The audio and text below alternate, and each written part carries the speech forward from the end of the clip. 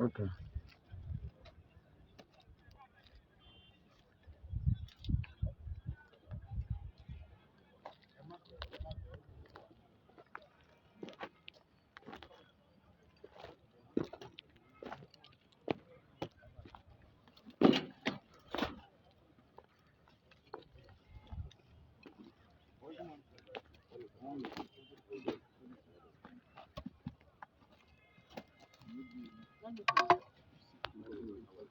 Babura, how are you?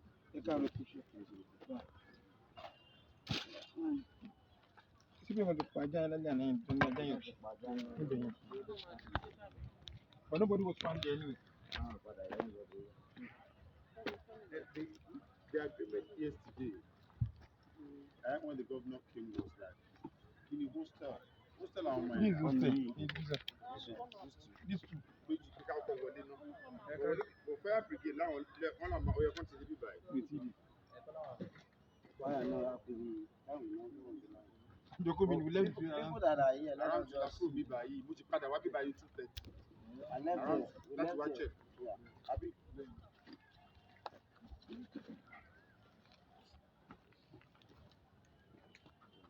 We need to be ascertained that this place. We need to be ascertained that this place. That's no this I want to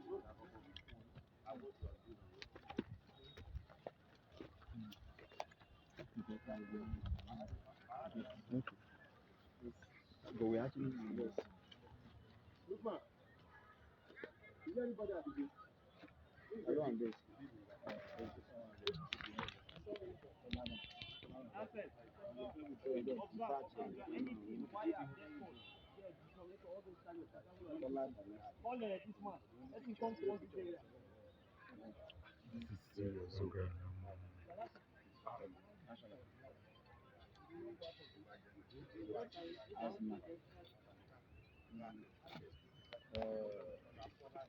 Aile.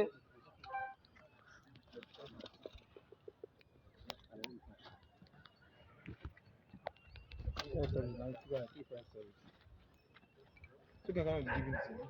I'm going to put it in.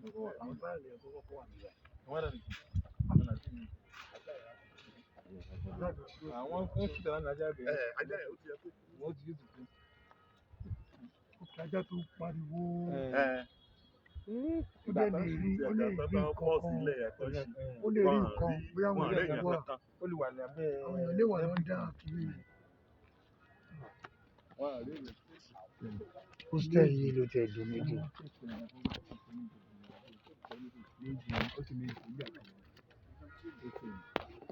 Ilé ìdí ìyẹn wà méjì. Àwọn kan ló sì kàn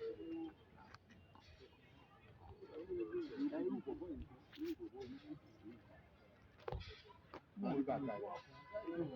Wọ́n rí ìjà àjà wọ́n rí màá.